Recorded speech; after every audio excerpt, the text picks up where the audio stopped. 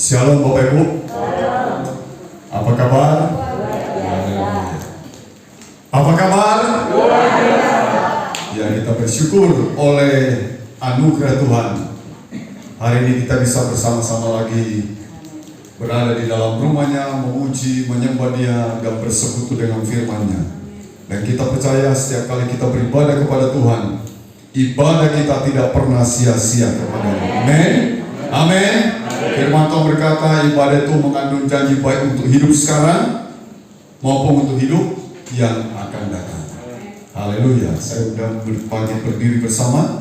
Mari kita mengangkat kitab suci kita dan kita ucapkan bersama-sama 2, 3. Saya dapat menjadi apa yang firman Tuhan katakan saya dapat jadi.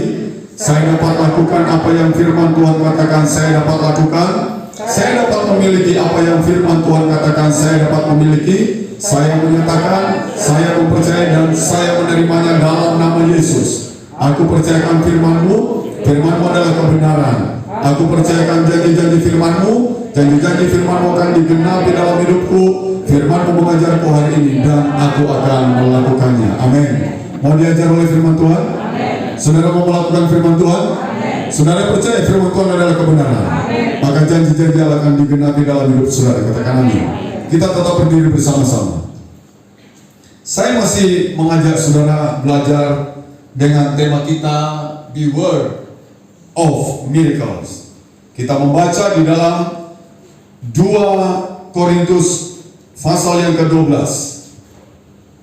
2 Korintus pasal yang ke-12 ayat yang ke-7.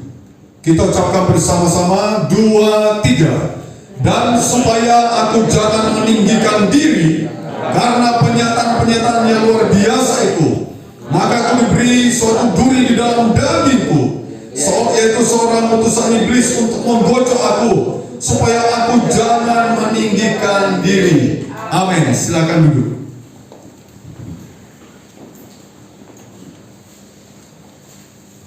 Rasul Paulus punya pengalaman yang spektakuler, Bapak Ibu. Dalam pernyataan tadi, dia itu pernah mengalami diangkat Tuhan ke langit yang ketiga. Jadi langit orang Kristen beda ya dengan langitnya non Kristen. Ada yang langitnya 7 lapis kan? Kalau kita berapa? Langit yang ketiga.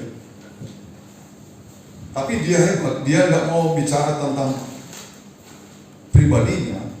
Dia mengatasnamakan aku mengenal seseorang, ya, dan sebagainya. Nah, dia berkata, dan supaya aku jangan meninggikan diri karena penyataan-penyataan yang luar biasa itu, maka aku diberi apa?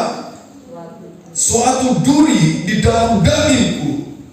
Suatu duri di dalam dagingku, yaitu seorang utusan iblis untuk menggocok aku, supaya aku jangan meninggikan diri. Pelayanan Paulus itu luar biasa kok, lengkap rasanya pelayanannya. Perjumpaannya dengan Tuhan ketika ini menganiaya orang Kristen di tengah jalan dijumpai Tuhan. Lalu saudara, dia memberikan waktunya setelah dia menjadi rasulnya Tuhan, memberikan segenap hidupnya. Dia tidak peduli lagi dengan hidupnya. Yang penting dia beritakan apa? Injil. Dia banyak mengalami penderitaan, kesusahan, di penjara, dipukuli, direncanakan untuk membunuh dia. Banyak pengalaman dalam pelayanannya. Dia juga melakukan mujizat yang luar biasa, menyembuhkan orang sakit cukup dengan sapu tangannya, dan juga mengalami diangkat Tuhan ke langit yang ketiga. Jadi banyak pengalaman spektakuler yang dia alami, mujizat-mujizat juga dia alami, ya. Dan saudara, tiba-tiba di dalam dirinya itu dikatakan tadi ada apa? Duri di dalam dagingku, yaitu seorang utusan iblis untuk menggocok aku. Tujuannya apa saudara? Supaya jangan meninggikan diri. Supaya jangan meninggikan diri. Nah, pertanyaan kita sekarang, Apa itu duri dalam daging? Ada banyak penafsiran Bapak Ibu. Ini beberapa yang saya tulis ini, orang memberikan penilaian, penafsiran, penjelasan. Apa sih itu duri dalam daging? Dan jangan-jangan tiap orang punya apa? Duri dalam daging. Sebenarnya duri dalam daging itu secara keseluruhan baik adanya. Amin. Loh, baik enggak? Kalau saudara baca tadi, ya, dengan adanya duri dalam daging itu, ini menusuk-nusuk tubuhnya siapa? Paulus ini. Ada duri di dalam dagingnya. Itu supaya Paulus itu selalu waspada, selalu sadar, supaya jangan sampai meninggikan diri. Jangan sampai dia meninggikan diri. Apa itu duri dalam daging? Orang jelaskan begini, ini adalah godaan yang tidak henti-hentinya. Jadi dalam kehidupan Paulus selalu ada godaan yang tidak henti-hentinya. Orang bilang lagi, musuh yang keras kepala. Ada musuh yang keras kepala dalam hidupnya. Ada lagi yang berkata penyakit kronis. Misalnya apa? Masalah pada matanya. Kemudian bisa juga migrain. Siapa yang suka migrain? Wah, kalau migrain itu, itu penyakit kronis, tiba-tiba datang lagi ya. Vertigo, kayak vertigo, mati separuh, ya. Dan juga ada ini, epilepsi. Anjing saya itu kayak epilepsi. Moka. Dia kalau kecapean, larinya banter, main, tiba-tiba kayak orang stroke dia. Nggak bisa berdiri, kayak gini. Wah, aku baru heran, kok ada anjing kayak gini. Terus keluar air liurnya. Aduh. Ngobatinya saudara tahu nggak? Saya gendong. Saya apa aja. Oh, jantungnya tuh denyutnya cepet banget. Lama-lama dia tenang, saya turunkan, bisa jalan lagi. Tapi kalau dia banter larinya sampai saya berkata, anjing kok tidak berhikmat. Bayangkan, anjing aja perlu apa? Hikmat. Apalagi manusia. Anjing tidak berhikmat, lari sembarangan, nabrak sana sini. Ngeremnya itu seru. Nah, itu moka itu. Satu hari kemarin itu 2 kali dia kayak epilepsi. Kalau sudah mojok, tidak bisa gerakan, nah udah sebentar lagi tuh, krek. Tak pikir mau mati, gitu. Kasihan kalau lihat gitu ya. Tapi kalau lagi sehat, menyenangkan dia. Nah, ini macam-macam orang tafsirkan. Duri dalam daging adalah frase yang dipakai Rasul Paulus di dalam perjanjian baru itu, yang dipakai untuk menyebutkan kelemahan kronis atau gangguan atau ketegangan dalam kehidupan seseorang. Nah, itu yang frase yang digunakan dalam perjanjian baru itu ya, yang Paulus ungkapkan ada duri dalam dagingnya. Dalam Kamus Besar Bahasa Indonesia, apa sih itu duri dalam daging? Dikatakan semacam peribahasa Bapak Ibu. Sesuatu yang selalu apa? Menyakitkan hati atau mengganggu pikiran. Apa yang seringkali mengganggu hatimu dan hatiku? Apa yang mengganggu pikiran Anda? Itu sepertinya itu jadi apa? Duri dalam daging. Kira-kira apa yang paling mengganggu pikiran kita? Bapak-bapak atau ibu-ibu, apa yang paling mengganggu pikiran Bapak Ibu? Atau pendeta-pendeta juga lah sekalian. Kalau tanggal apa? Tanggal tua. Tanggal tua. Ada orang terganggu pikirannya kalau sudah masuk di tanggal apa? Karena kerja gitu ya, dia kerja gajian di awal bulan, begitu di akhir bulan sudah tidak pegang duit. Coba yang bekerja angkat tangan. Kalau tanggal tua bagaimana Bapak Ibu? Hah? Kalau tanggal tua gimana? Kalau tanggal muda gajian, saya yakin dan percaya makan sakar mau makan apa? Ayo makan, masih ada duit. Begitu tanggal tua makan apa adanya. Ya, Nah, ini kadang-kadang mengganggu ya pemikiran. Apalagi yang seringkali mengganggu hati kita. Nah ini duri dalam daging. Banyak pengertian-pengertian orang berikan. Ada lagi, ya. Duri dalam daging adalah apa katanya? Sebuah ungkapan yang mengarah pada segala sesuatu yang tidak mengenakan dan mengganggu. Misalnya aja, dia kasih contoh, coba aja kita ketusuk duri, enak nggak? Atau apa ya biasa itu masuk di apa namanya? Susupan. Telusuban. Nah, susah banget kalau bukan orang Jawa ngomong. Telusuban, kemasukan apa? Waduh, mengganggu banget. Apalagi kalau dia masuk di dalam apa nih? Kuku kita ini loh. Bisa ya masuk di sela-selanya kan? Cetak. Wah. Nah ini. Jadi duri dalam daging itu adalah sebuah apa? Ungkapan yang mengarah pada segala sesuatu yang tidak mengenakan dan mengganggu.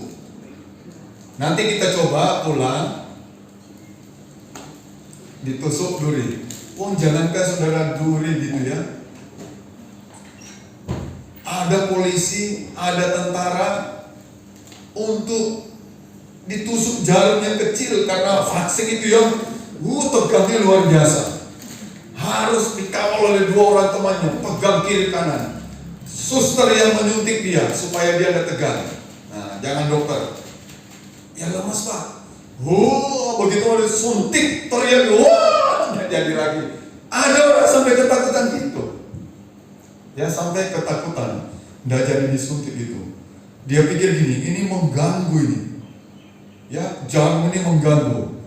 Nah, banyak penafsir atau penjelasan tentang duri dalam daging, dan saya ingin mengatakan bahwa tidak ada yang bisa mengatakan dengan pasti apa sebenarnya yang dimaksud Rasul Paulus ketika dia berkata apa? Duri dalam daging. Karena itu pengalaman pribadi dia, tapi cukup tadi membantu kita, misalnya dalam Kamus Besar Bahasa Indonesia ya, sesuatu yang tidak menyenangkan yang kita alami, sesuatu yang mengganggu, dan tadi tafsiran-tafsiran yang lain. Dan saya kira kita pernah mengalami hal-hal yang demikian. Kalau kita diteror orang, telepon berbunyi, ini lagi. Kalau kita tidak angkat di SMS, awas kalau kamu dekat. Ini kayak duri dalam daging kan? Benar enggak? Ini sangat mengganggu. Dia matikan HP-nya, tapi dia matiin HP-nya berlama-lama, dia pikir juga HP saya harus hidup, nanti ada telepon masuk, ada pesanan mungkin masuk, ada apa, tahu begitu dihidupkan, itulah dia telepon, wah, dipakainya lagi. Nah itu semacam apa? Duri dalam daging itu, mengganggu rasanya. Di silent juga gitu, walaupun kita silent HP kita, yang nongol orang itu, waduh, apalagi kalau dia ngajak kita video call, ini lagi. Nah ini loh duri dalam daging. Jadi tidak ada penafsiran yang paling tepat apa yang dimaksud oleh Rasul Paulus ketika dia bicara tentang duri dalam daging. Ya, ini sebuah ungkapan yang mengarah pada segala sesuatu yang tidak mengenakan dan mengganggu tadi. Ya. Nah dalam Galatia 4 ayat 12, coba tolong dibaca. Galatia pasal yang keempat. Saya nulis gini aja. Setelah saya lihat banyak tafsiran-tafsiran gitu ya, saya nulis gini aja. Duri dalam daging kemungkinan adalah penyakit yang diderita oleh siapa? Rasul Paulus pada bagian matanya. Dan ini sangat mengganggu dia. Tolong dibaca Galatia 4 ayat 12 sampai ayat yang ke-15. Galatia 4 ayat 12 sampai 15. Aku minta kepadamu saudara-saudara, jadilah sama seperti aku, sebab aku pun telah menjadi sama seperti kamu. Belum pernah kualami sesuatu yang tidak baik daripadamu. Kamu tahu bahwa aku pertama kali telah memberitakan Injil kepadamu oleh karena aku sakit pada tubuhku. Oleh karena aku sakit pada tubuhku, dia mengucapkan dia sakit terus. Sungguh pun demikian keadaan tubuhku itu yang merupakan pencobaan bagi kamu, Namun kamu tidak menganggapnya sebagai sesuatu yang hina dan yang menjijikan. Tetapi kamu telah menyambut aku sama seperti menyambut seorang malaikat Allah, malahan sama seperti menyambut Kristus Yesus sendiri. Betapa bahagianya kamu Ayat 15. itu, dan sekarang di manakah bahagiamu itu? Karena aku dapat bersaksi tentang kamu bahwa jika mungkin kamu telah mencungkil matamu dan memberikannya kepadamu. Iya, ayat 15 berkata, betapa bahagianya kamu pada waktu itu dan dan sekarang di manakah bahagiamu itu? Karena aku dapat bersaksi tentang kamu bahwa jika mungkin, Paulus bilang itu, jika mungkin kamu telah apa? Mencungkil matamu dan memberikannya kepadaku. Ini memberikan juga signal gitu ya, bahwa Paulus tadi berkata ada penyakit di dalam tubuhnya. Dan apakah itu memang mengarah kepada pernyataan dia, duri dalam daging mengganggu sampai dia berkata bahwa jika mungkin kamu telah mencungkil matamu. Jadi matanya jemaat mungkin, salah satu jemaat mungkin di Galatia, lalu dicangkokkan kepada siapa matanya? Paulus gitu, supaya Paulus mungkin bisa melihat dengan lebih baik lagi, dengan jelas lagi, dengan tidak terganggu lagi. Ya, dengan tidak terganggu lagi. Nah, saudara-saudara, ini kemungkinan. Jadi ini adalah kemungkinan bahwa ketika Paulus berkata duri dalam daging, bisa saja itu menunjuk kepada penyakit yang dia alami pada bagian matanya. Ya, coba kita lihat lagi di dalam ayat yang lain. Galatia 6 ayat 11. Galatia 6 ayat yang ke-11. Galatia 6 ayat yang 11. Lihatlah bagaimana besarnya huruf-huruf yang kutulis kepadamu dengan tanganku sendiri. Iya, jadi dia berkata, lihatlah bagaimana besarnya. Nah, orang kalau matanya normal tidak perlu nulis huruf apa? Gede-gede.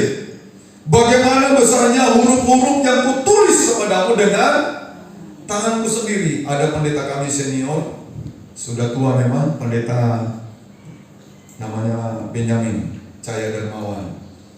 Dia kalau pergi ibadah, pelayanan maupun ikut persekutuan, hamba Tuhan, di kantong dia selalu bawa kaca apa? Pembesar. Berarti matanya apa?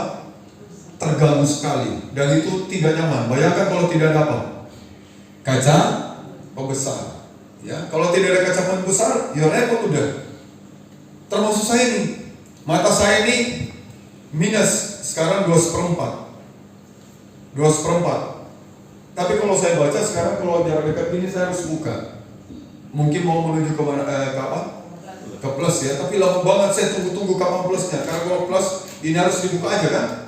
Kacamatanya dibuka. Jadi Bapak Ibu kalau ketemu saya jarak jauh, minta maaf. Kalau jarak jauh. Kalau saya sampai tidak menyapa karena tidak jelas, orang lain malah saya sapa, orang yang bingung malah. Itu siapa ya? Kalau jauh, ya makanya kalau pergi saya, waduh harus ada apa nih? Apalagi nyetir. Tapi ini sudah agak lumayan memang kayaknya mau berubah. Tapi di awal-awal waktu masih negatif benar-benar, benar, jarak jauh, buram gitu. Ini anak saya sekarang Bril ini. Kalau lihat gini, lo bulan balik saya kasih kacamata nggak dipakai. Beli kacamata nggak dipakai. Janjian sama mamanya, beli ion, oh peku ion. Ya, beli ion, dua. Ya kode udah dipakai. Kalau istri saya juga kalau baca sampai tante Filipus bilang gini, loh, Esko, kamu kok susah banget baca melirik-melirik gitu. Mungkin dia kelas kan, jadi lihat itu sampai dilihat loh. Nah ini loh penyakit mengganggu. Ya berbahagialah Bapak Ibu yang tidak pakai kacamata. Amin. Ya bukan karena tidak punya uang beli kacamata loh ya. Karena tidak punya duit beli kacamata, tapi karena mata Bapak Ibu masih bening, masih bisa membedakan ini ayu, ini elek. Nah itu, kalau sudah tidak bisa membedakan itu matanya udah apa? Rusak. Siwer. Nggak bisa jelas sudah. Ya. Nah, jadi kemungkinan pengalaman yang dialami Paulus ketika dia berkata ada duri di dalam daging, itu menunjuk kepada apa? Penyakit. Penyakit yang dia derita pada bagian matanya, sampai jemaat mungkin rela mencungkil matanya, mencangkokkannya kepada matanya siapa? Paulus. Nah, pada ayat kita akan lihat sekarang 2 Korintus 12 ayat yang ke-8. Ayat ini berkata tentang hal itu, hal apa tadi? Duri dalam daging. Tentang hal itu aku sudah 3 kali berseru kepada Tuhan. Perhatikan loh. 3 kali berseru kepada Tuhan supaya utusan iblis itu mundur daripadaku. Karena ini tidak menyenangkan, mengganggu, ya, merepotkan ini utusan iblis ini. Duri dalam daging ini sangat mengganggu. Dia berseru kepada Tuhan sampai 3 kali. Ya, saudara, perhatikan. Dengan perkataan lain, Rasul Paulus berseru kepada Tuhan supaya duri dalam daging itu diambil daripadanya. Tetapi Tuhan membiarkan apa? Duri dalam daging itu supaya apa? Ini loh poin kita, supaya tidak sombong. Dia tidak, tadi dia berkata supaya aku jangan apa? Meninggikan diri, tinggi hati, jadi sombong. Karena itu Tuhan lebih tahu, ya, Tuhan lebih mengerti keadaan kita. Misalnya saudara minta berkat yang besar, tidak dikasih Tuhan. Jangan saudara berkata Tuhan itu jahat, ya. Aku udah berdoa berulang kali, bolak-balik doa, Tuhan berkati saya, buat usaha saya maju dan maju. Tapi belum mengalami, berseru lagi, belum lagi mengalami. Jangan saudara berkata Tuhan itu tidak baik. Tuhan itu tahu kapan dia memberkati saudara, kapan dia tambahkan berkatmu, amin. Dan kapan dia stop dulu, sampai di situ dulu berkatmu. Tuhan paling mengerti. Jangan desak Tuhan. Paulus 3 kali aja, dia tidak mau desak Tuhan. Ambil ini, dan dia tahu ini sangat mengganggu. Kalau itu penyakit pada bagian matanya, saudara bisa bayangkan tadi, orang mau baca, dia harus tulis dengan huruf yang besar-besar. Ini sangat mengganggu. Dia harus berseru kepada Tuhan, tetapi dia tidak mendesak Tuhan. Cukup 3 kali dia berseru kepada Tuhan. Cabut ini Tuhan, ambil ini duri dalam daging. Jangan biarkan tinggal di dalam tubuhku. 3 kali dia berseru. Tetapi Tuhan tidak mengambil juga, ya. Ayat 9 ini responnya Tuhan. Ayat 9. Tetapi jawab Tuhan kepadaku, apa katanya? Kita ucapkan bersama 2, 3. Cukuplah kasih karuniaku bagimu, sebab justru dalam kelemahanlah kuasaku menjadi sempurna. Jadi dia sudah berseru 3 kali supaya duri dalam daging itu diambil dari tubuhnya. Dan Tuhan membiarkan terus duri dalam daging itu di dalam tubuhnya sampai dia meninggal. Tuhan tidak ambil itu. Respon Tuhan kepada Paulus, dia berkata begini, cukuplah kasih karuniaku bagimu, sebab justru dalam kelemahanlah kuasaku menjadi apa? Sempurna. Nah, perhatikan Bapak Ibu, jika duri dalam daging itu, yang tadi saya katakan kemungkinan besar adalah apa? Penyakit. Jika duri dalam daging itu adalah penyakit, Tuhan membiarkan penyakit itu. Saya mau tanya, ada enggak orang sakit, jangan orang jemaat ya, pendeta sakit sampai meninggal, ada enggak? Tidak sembuh-sembuh, ada enggak? Ada enggak pendeta stroke sampai meninggal karena dia penyakitnya apa? Stroke, ada enggak? Ada. Banyak. Berdoa tidak sembuh-sembuh sampai akhirnya apa? Meninggal. Ada enggak pendeta sakit komplikasi? Ada. Tidak sembuh-sembuh? Ada, banyak. Kira-kira pendeta ini berdoa enggak sama Tuhan? Berdoa. Bukan 3 kali dia berseru Kalau Paulus, dia batasi dirinya, minta sama Tuhan. Cukup 3 kali. Itu mengisyaratkan kita juga ketika Yesus mengajak murid-muridnya berdoa, cukup 3 kali. 1 jam, 1 jam, 1 jam. Rupanya tidak ada murid-murid yang berdoa. Semua sedang apa? Tidur. Bayangkan kalau Tuhan aja sampai beribu-ribu kali, ya beribu-ribu kali mereka apa? Tidur. Banyak pendeta meninggal karena sakit dan tidak kunjung tiba kesembuhan itu. Dan berdoa, jemaat mendoakan, rekan pendeta lain mendoakan, ditumpangi tangan, tetap aja sakit. Makanya saya berkata Tuhan itu yang lebih apa? Lebih tahu. Tuhan yang lebih mengerti. Jangan kita mendesak terus Tuhan, minta terus sama Tuhan, merengek-rengek terus sama Tuhan. Paulus berseru 3 kali aja, cabut ini Tuhan duri dalam bagian ini. Dan kalau itu penyakit pada bagian matanya yang sangat mengganggu dia, menghalangi dia dalam pelayanan, mungkin di dalam menulis surat itu. Tapi Tuhan tidak cabut, Tuhan tidak ambil penyakit itu, Tuhan biarkan penyakit itu, dia tidak menyembuhkan, bahkan dia tidak berbuat apa-apa, Tuhan tidak berbuat apa-apa. Tuhan hanya berkata, dia berikan kasih karunia. Paulus, kasih karunia itu cukup bagimu. Inilah kasih karunia Paulus. Kau minta kesembuhan, kau minta duri dalam bagian dicabut. Nanti kalau dicabut, kamu jadi apa? Sombong, tinggi hati. Jadi Tuhan ngerti bahaya nih. Dibiarin aja. Dibiarin aja. Dan Tuhan berikan hanya apa? Kasih karunia. Tapi sudah tahu, kasih karunia itu rupanya itulah yang memampukan Paulus menghadapi, kalau itu penyakit. Dia hadapi penyakit yang dia derita. Dia mampu dan dia tidak berseru lagi. 3 kali saja. Kita tidak mendengar lagi Paulus berdoa lagi itu duri dalam daging. Tidak, 3 kali saja. Dia 3 kali saja meminta kepada Tuhan.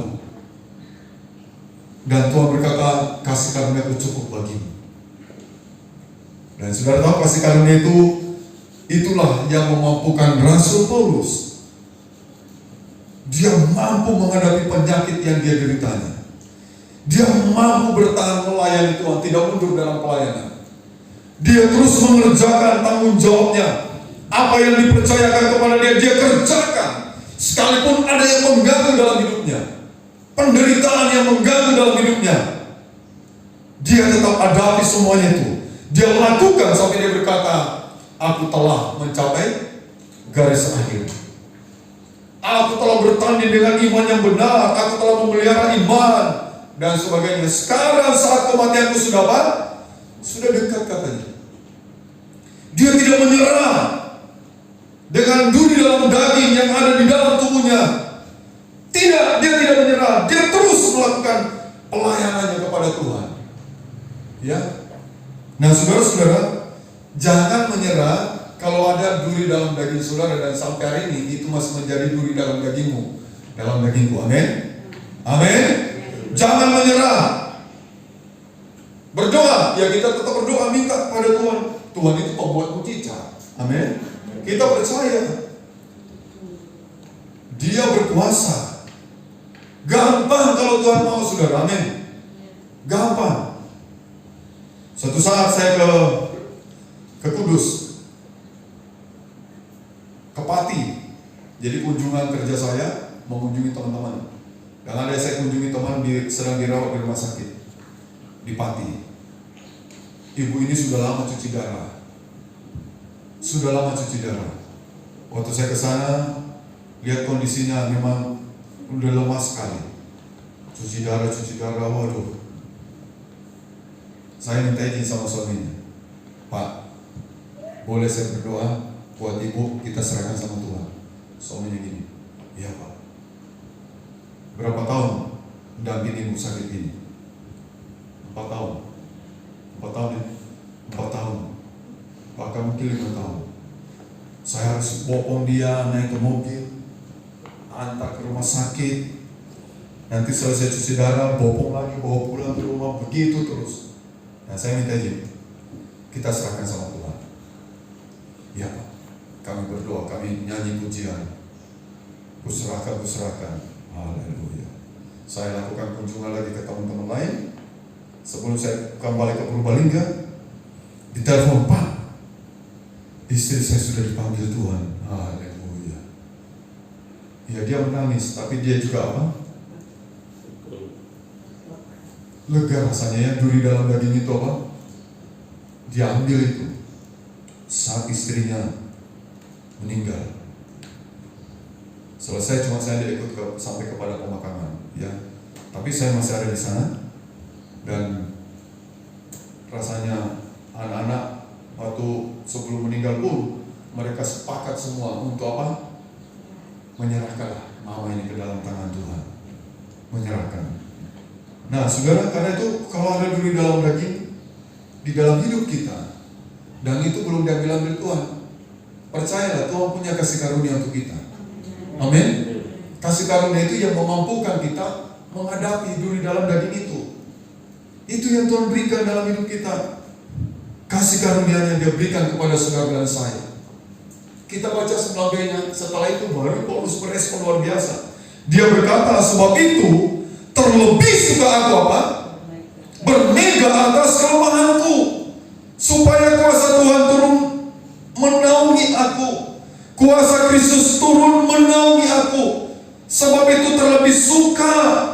Paulus sampai berkata, aku terlebih apa? Suka dan rela. Suka dan rela. Aku bermega atas kelemahanku, supaya kuasa Tuhan turun menaungi aku. Bapak Ibu dengar baik-baik. Kuasa Kristus itu tidak selalu berupa miracle, mujizat. Tidak. Kuasa Tuhan itu tidak selalu bicara tentang kesembuhan. Kuasa Tuhan tidak selalu bicara tentang hal-hal yang ajaib, yang spektakuler. Tetapi kuasa Tuhan juga bicara tentang kasih karunia Tuhan itu adalah kuasa Tuhan yang memampukan saudara, yang memampukan kita menghadapi segala bentuk penderitaan. Kasih karunia Tuhan. Amin. Ini kuasa Tuhan yang diberikan kepada Rasul Paulus, sampai Rasul Paulus berkata, ya, aku tahu sekarang aku punya kasih karunia. Karena itu dia berkata, dia apa?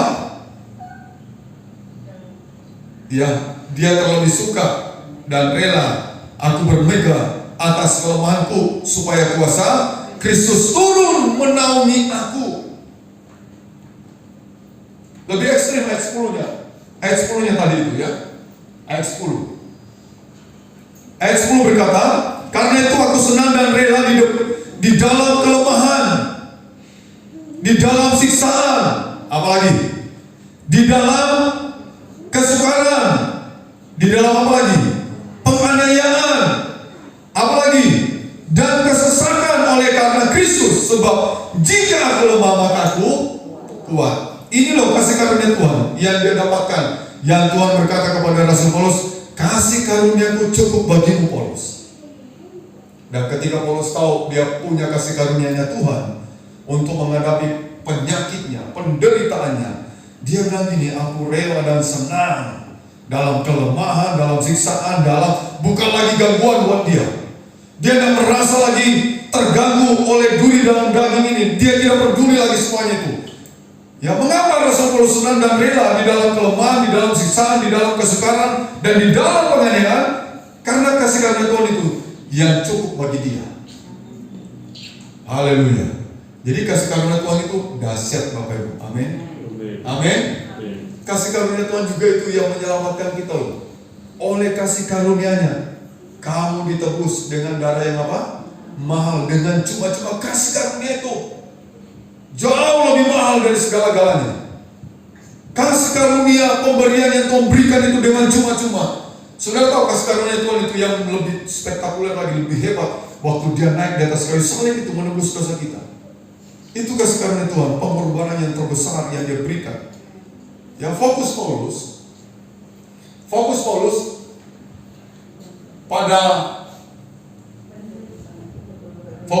pada penderitaannya, bukan lagi pada mujizat.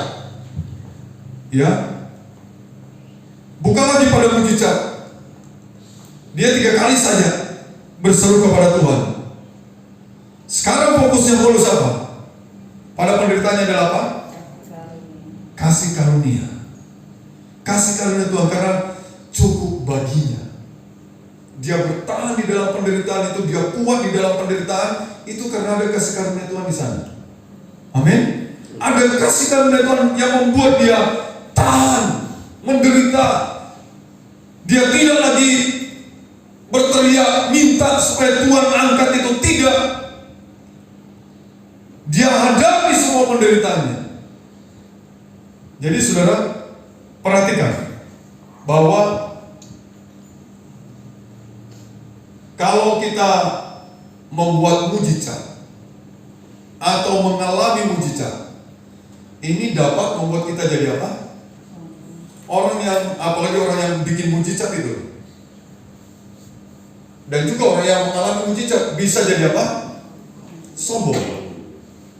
Ya, bisa jadi sombong. Saudara bisa baca ini, tolong dengan cepat dibaca ini. 2 Raja-Raja 20 ayat 13 sampai 17. 2 Raja-Raja pasal yang ke-20 ayat 13 sampai 17. Itu kisah tentang Raja Hizkia yang sebenarnya sudah mati, tapi dia merengek-rengek sama Tuhan minta umur panjang. Coba. 2 Raja-Raja 20 ayat 13 sampai 17. Ya. Hizkia bersukacita atas kedatangan mereka, lalu diperlihatkannya kepada Perhatikan, mereka diperlihatkannya kepada mereka apa? segenap gedung harta bendanya, Segenap gedung harta bendanya, emas dan perak, rempah-rempah dan minyak, gedung persenjataannya, dan segala yang terdapat di dalam perbendaharanya. Tidak ada barang yang tidak diperlihatkan. Dia kepada mereka di istananya dan di seluruh daerah kekuasaannya. Kemudian datanglah Nabi Yesaya kepada Raja Hizkia dan bertanya kepadanya, apa yang telah dikatakan orang-orang itu? Dan dari manakah mereka datang? Dari mana mereka datang? Jawab Hizkia, mereka datang dari negeri yang jauh dari Babel. Lalu tanyanya lagi, apakah yang telah dilihat mereka? Apa yang telah dilihat mereka? Di istanamu, jawab Hizkia, semua yang ada di istanamu. Semua yang ada di istanaku Telah mereka lihat. telah mereka lihat. Tidak ada barang yang Tidak ada barang yang tidak kuperlihatkan kepada mereka. Perbendaharaanku. Ya. Lalu Yesaya berkata kepada Hizkia, dengarkanlah firman Tuhan. Dengarkanlah firman Tuhan. Sesungguhnya suatu masa akan datang bahwa segala yang ada di dalam istanamu dan yang disimpan oleh nenek moyangmu sampai hari ini akan diangkut. Akan diapa katanya? Diangkut ke Babel. Tidak ada barang yang akan ditinggalkan. Tidak ada barang yang akan ditinggalkan. Demikianlah firman Tuhan. Perhatikan itu. Kapan itu Hizkia jadi seperti itu? Setelah dia mengalami mujizat. Mujizat apa? Umurnya diperpanjang berapa tahun? 15 tahun. Yesaya itu sudah diberi suara oleh Tuhan. Tuhan bicara kepada dia. Yesaya sampaikan kepada Raja Hizkia bahwa dia akan mati karena penyakit itu. Yesaya bilang, dia nangis, merengek-rengek, meratap menghadap ke tembok, minta Tuhan. Minta Tuhan saya ini, macam-macam. Berdoa. Baru Yesaya mau pergi, datang lagi. Ya udah, Tuhan jawab doamu, umurmu diperpanjang gak? Berapa tahun? Tapi saudara tahu apa yang terjadi? Semuanya dipamer. Semuanya dipamer. Dan semua yang dipamer, saya bilang semua diangkut. Tidak ada yang disisakan. Bayangkan tuh, orang yang mengalami mujizat, orang yang membuat mujizat itu potensi untuk menjadi apa? Sombong. Bisa timbul kesombongan. Bisa timbul kesombongan. Makanya Paulus ketika dia dengar Tuhan berkata, cukuplah kasih karunia-Ku bagimu, Paulus. Dia nggak mau lagi berdoa, Tuhan cabut ini duri dalam daging. Ini sangat mengganggu saya. Saya ingin melayani Tuhan, cabut ini Tuhan. Dia tidak minta lagi. Dia justru setelah tahu ada kasih karunia Tuhan dalam dirinya, dia bilang, aku suka, aku rela, aku senang. Di dalam penderitaan, dia jalani hidupnya seperti biasa. Sepertinya duri dalam daging itu tidak menjadi pengganggu lagi dalam hidupnya. Setelah dia tahu kasih karunia Tuhan itu ada padanya. Lalu kalau begitu apa kita tidak perlu mujizat? Kita perlu mujizat. Tapi hati-hati jangan sampai apa? Makanya tema kita kan beware of miracle. Waspada terhadap mujizat. Waspada kalau kita mengalami mujizat, kita bisa jadi sombong rohani. Sepertinya doa kita tuh yang dijawab orang lain kan enggak ya tuh? Dari banyak orang doakan kita mengalami sembuh, nanti kita merasa karena iman kita, mereka tidak sampai imannya dan sebagainya. Banyak itu kayak gitu-gitu. Banyak orang bersaksi. Puji Tuhan, pesawat ini yang meninggal saudara tahu, di atas banyak penginjil, di atas banyak anak Tuhan. Ada 12 orang mungkin penginjil itu di pesawat yang hilang itu ya. Ada satu orang tiba-tiba mules gitu. Pergi dia ke kamar mandi, buang air, dipanggil, ditunggu, akhirnya pesawat itu berangkat. Waktu pesawat berangkat, beberapa waktu kemudian, dia tadinya udah protes, marah-marah, kenapa saya tinggal. Waktu pesawat itu dinyatakan hilang, dia bicara tentang Tuhan itu baik, luar biasa, dahsyat, menolong saya dengan cara yang kelihatannya simpel banget, ya, sepele banget. Gara-gara saya masuk kamar mandi, saya tidak jadi mati. Padahal Bapak Ibu tahu, kita ini pasti apa? Masa mau hidup terus sih? Pasti kita mati kan? Iya, lalu siapa yang di atas pesawat itu? Ada 12 penginjil, ada jemaat, mereka ingin pergi bersama-sama dengan pendetanya. Kalau tidak salah, pesawat itu mau pergi ke Singapura atau kemana ya? RS ya waktu itu. Ini orang bersaksi gitu, padahal dia nggak tahu ini. Orang kalau sudah dipanggil Tuhan, apalagi kayak gitu kan, posisinya malah enak loh, nggak sakit, ya dong? Iya nggak dibantu apa? Oksigen, tidak gini-gini. Orang umat biasanya gitu-gitu loh. Nah, ini tiba-tiba nggak ada juga. Enak nggak kayak gitu? Ya kalau gitu tiap hari naik pesawat. Kapan pesawat celaka gitu ya? Bertemu dengan Tuhan. Iya Bapak Ibu, jadi saudara jangan ngotot sama Tuhan. Kalau Tuhan tetapkan duri dalam daging dalam hidup kita, biarkan itu bekerja supaya kita tidak apa? Sombong seperti Raja siapa? Raja Hizkia. Diangkut semua yang diperlihatkan, diangkut. Gudang persenjataan dipamerkan, diangkut semuanya. Ayat itu tadi berkata, tidak ada barang yang tidak diangkut. Apa yang diperlihatkan semua diangkut. Tidak ada yang tidak diangkut, semuanya diangkut. Dan habislah dia. Barulah dia bertobat. Dia harus bertobat lagi. Amin. Amin. Bertobat lagi. Baru Tuhan pulihkan kehidupannya. Mari kita makin berdiri bersama-sama. Kita mungkin bertanya, kenapa sih ada duri dalam daging itu ya? Jadi Tuhan bisa pakai penderitaan untuk menyatakan apa? Kuasanya dan kasih karunia-Nya, seperti yang dialami Paulus dan Ayub. Sama ini Ayub ini, kuat sekali duri dalam daging yang dialami Ayub itu. Semua anaknya mati, harta bendanya habis, dia kena sakit penyakit, sahabatnya menyalahkan dia, istrinya juga mengajak untuk mengutuki Allah. Ngapain kamu bertekun dalam kesalehan? Ayub akhirnya juga berbantah-bantah dengan Tuhan, melawan dengan Tuhan. Tapi akhirnya padanya sadar juga dia. Dan dia berkata, Tuhan, aku cabut semua perkataan saya melawan yang berbantah-bantah. Aku percaya Tuhan berkuasa. Haleluya. Ya, jadi Tuhan bisa pakai penderitaan untuk menyatakan apa? Kuasanya, kasih karunia-Nya, seperti yang dialami Paulus dan Ayub. Dan Tuhan juga bisa pakai iblis. Dia bisa pakai iblis untuk apa? Menggojok kita supaya kita tidak menjadi apa? Kita tidak menjadi sombong. Amin. Tuhan memberkati kita.